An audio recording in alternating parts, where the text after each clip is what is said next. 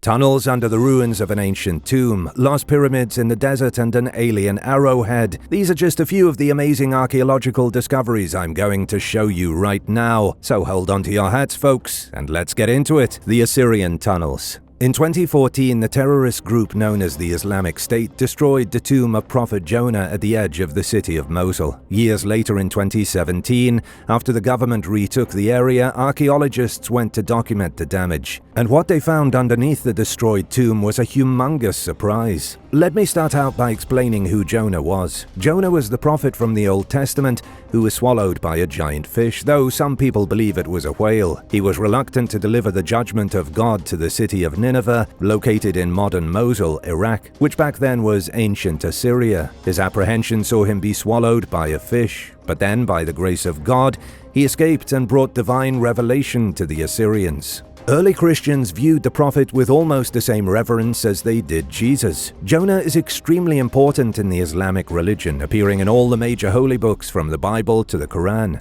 It was believed that his very real tomb stood on the hills outside Mosul, and that it was built in the 8th century BC. Its destruction was devastating for the three major Abrahamic religions of the world, and by that I mean Christians, Muslims, and Jews. When archaeologists assessed the damage, they stumbled upon the ruins of a previously undiscovered palace. The palace is completely underground, with its rooms and chambers looking like naturally formed caverns. It appears to have been built in 600 BC by the legendary ruler King Sennacherib. Archaeologists were also shocked to find tunnels that were already dug through the hidden palace by the extremist group. It looks like they were hunting for treasures. Researchers have no idea how many priceless relics they looted from the ancient palace, and they don't know where those treasures might be today. First, I need to give a huge shout out to Thomas O'Day for the super thanks. We appreciate your continued support of this channel. Thanks for being so awesome. If you're new here, be sure to subscribe and join the family. John the Baptist's execution. A courtyard was uncovered within the ancient ruins of Machaerus, and according to one very serious academic, the courtyard might be the very place where John the Baptist lost his head in the Bible. The academic is prominent scholar Gyozzo Voros. He isn't a conspiracy theorist. Gyozzo is a legitimate researcher from the Hungarian Academy of Sciences. He was also the director of the recent excavation that revealed the new courtyard in the fortified palace. Machaerus is located in Jordan, and it's believed that the palace was once the seat of power held by Herod Antipas. It might be best if I start with the Gospel of Mark. In the Gospel, it's written that John the Baptist was a prophet. He was a great revolutionary who preached the word of God and foretold the coming of Christ. He also spoke out against the actions of King Herod Antipas, ruler of Galilee and Perea. Herod wasn't a particularly devout ruler. He didn't care about the rules of God or what the prophets were saying. So when John the Baptist told Herod that it was wrong of him to marry a woman named Herodias, Herod imprisoned John. John's stepdaughter Salome, whom Herod is believed to have been having a very inappropriate relationship with, was also angry at John. She was mad that he tried to thwart the marriage between her mother and the king. The Bible says Salome danced seductively for the king in the courtyard of his great palace. Herod was so smitten by the performance that he agreed to fulfill her one wish. Salome's wish was for John the Baptist to have his head removed from his body. And so that was exactly what happened. Scholars have always been dubious of the story. They know most of the characters were real people, meaning real historical figures who lived and breathed, but the validity of what happened to John is up for debate. Did he really have his head chopped off?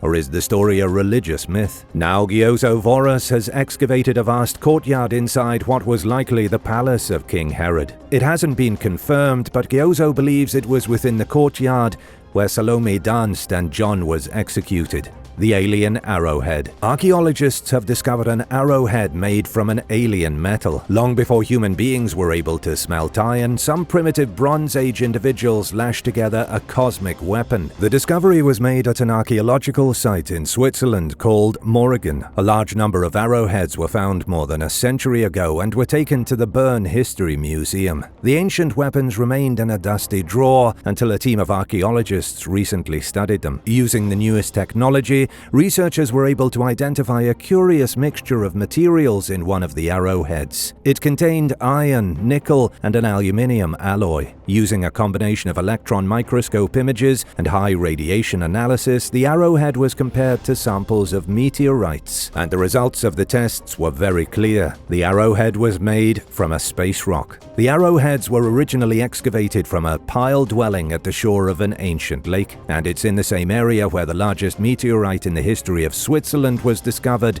in fragments. Researchers first assumed that Bronze Age people living at the lake recovered pieces of the meteorite and used them to make their arrows. That would make sense, right? The meteorite fell, humans were excited, and then they used the material to build stuff. But the chemical properties didn't match, so it looks like the arrowhead was from a different meteorite that crashed into Estonia 3,500 years ago. But what does this all mean? There are two major takeaways here. The first is that there must have been a substantial trading link between Estonia and Switzerland. The second amazing implication is that Europeans were obsessed with space rocks. They must have been trading meteorite fragments across vast distances, likely believing they had power of the stars themselves. Or maybe they thought arrowheads made from alien metal were luckier. How much do you think a weapon made from a meteorite would sell for at auction? Let us know in the comments, and don't forget to subscribe to the channel, The Roman Ghost Road. Venice is the floating jewel of Italy, but its future is uncertain. When archaeologists recently uncovered a ghost road from the days of the Roman Empire, they caught a glimpse of the destruction Venice could soon be facing. It's no secret that Venice has been suffering from flooding in recent years, but 2018 was when the floods really started to get out of control. Now scientists are predicting the situation will worsen, perhaps to the point where the Venetians are forced to flee their homes. According to experts,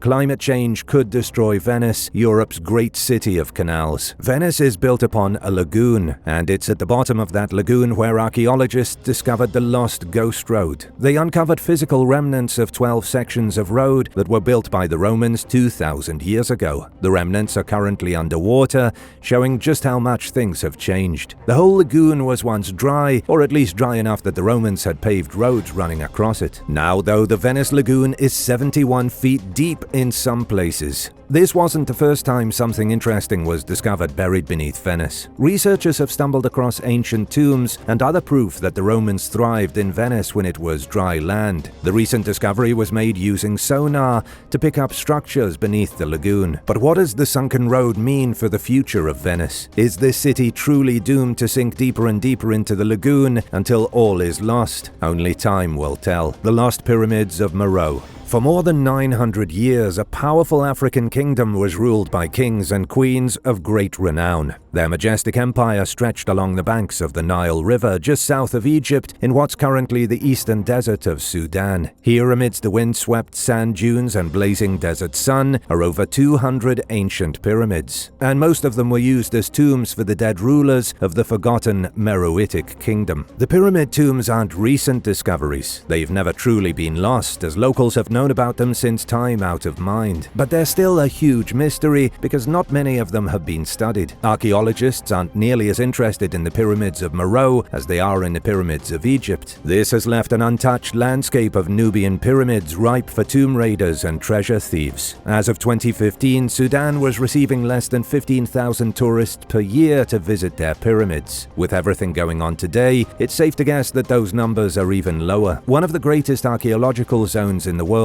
is currently empty, slowly being erased like desert winds. These tombs were built between 700 BC and 300 AD. It all started with the fall of Egypt's 24th dynasty and the rise of King Alara of Nubia. It's believed that the very first Nubian pyramid was built for Alara's successor, Kashta, as a burial tomb. The Nubians were heavily influenced by Egyptian traditions and culture, so it was perfectly acceptable that they copied the idea for pyramids from Egypt. But they tweaked their pyramids a little bit. The Nubian pyramids are smaller, sharper, and were once the same pure black as ebony stone. And as the Meroitic kingdom grew in power, the number of pyramids they built also grew. The end of their mighty reign came in 338 AD, but it wasn't because of the Egyptians like you might think. It was the kingdom of Aksum, those ancient Ethiopians who invaded the capital of Maro. The invasion effectively ended the Meroitic kingdom and their pyramid building. The pyramids remained empty and ignored until the 1800s. But in the 1830s,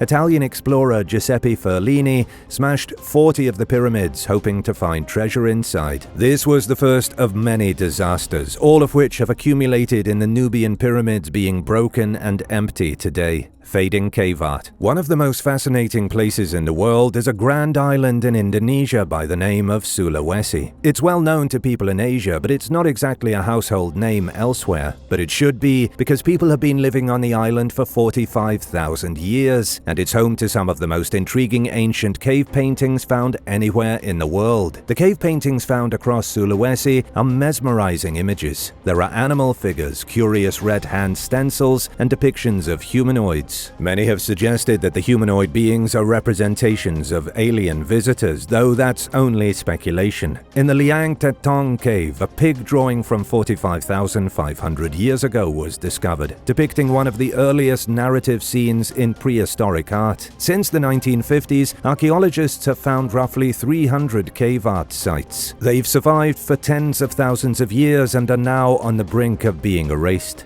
In a new study, scientists investigated the blistering and peeling of cave paintings, and almost every site on the island is in a state of rapid decay. Scientists used a variety of techniques to analyze the chemicals and crystals on the cave walls. They found very high levels of sulfur, suggesting that an increase in temperature and humidity is peeling the ancient paint from the walls. So yet again, climate change is hard at work, destroying ancient sites. The Megalithic Tomb. A megalithic tomb was discovered in Ireland's County Meath. The awesome tomb is 5,500 years old, and it's covered in strange symbols and carvings. Archaeologists called it the find of a lifetime. The phenomenal discovery was made at Douth Hall, an ancient landscape that boasts an impressive 13 monuments. These are monuments from prehistoric Ireland, from when Stonehenge was only a blueprint and nobody had even thought of building a pyramid yet. The Ice Age was still a recent memory. The amazing tomb contains 2 burial chambers, and there are also some satellite tombs nearby. Satellite tombs are smaller burials that would have been used for people who weren't wealthy or important enough for their own grandiose tombs. Those buried in the main tomb were likely chieftains or kings. But to be honest, that's only a wild guess. Their bodies weren't found, and there are no written explanations. So it's impossible to confirm who was lucky enough to receive such a special burial in Ireland's Neolithic past. The massive stone cairn that was placed over the tomb is covered in bizarre symbols. The builders of the tomb carved spiral motifs all across its surface, and the spirals have left researchers baffled by what they might mean. But there's still hope that one day the secrets of the tomb will be revealed. Irish Culture Minister Josepha Madigan said the discovery of the tomb should help improve the understanding of Ireland's ancient people. Maybe one day,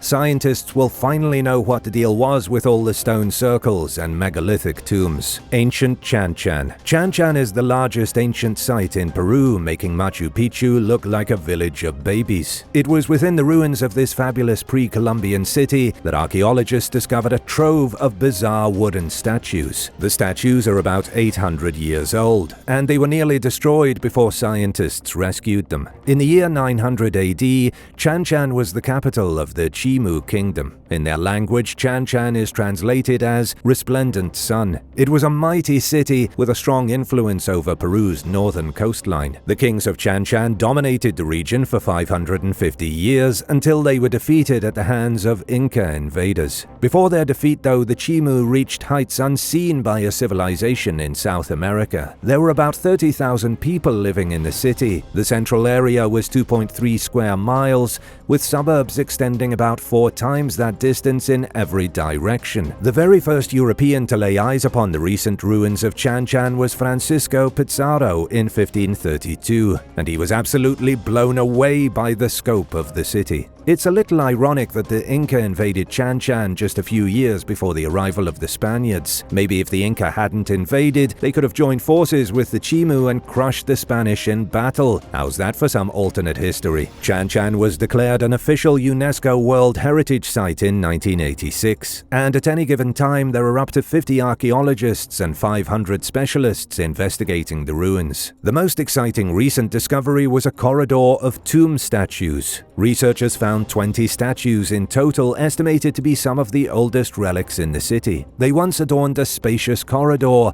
leading to a courtyard where rituals were held. Even after 1,000 years, the statues were still standing upright inside wall niches. They were obviously unimportant to the Spanish, who stole everything else of worth from the site. The statues weren't made from gold or silver, so the Spanish didn't bother to steal them. There have been recent concerns about flooding in Chanchan. The climate in northern Peru is changing, and Chanchan is under constant threat from the elements. So scientists excavated the somewhat creepy statues as quickly as they could, and they did so to preserve them for all time and to stop them from being damaged in a possible flood. Thanks so much for watching. Be sure to subscribe and let us know what you'd like to see next.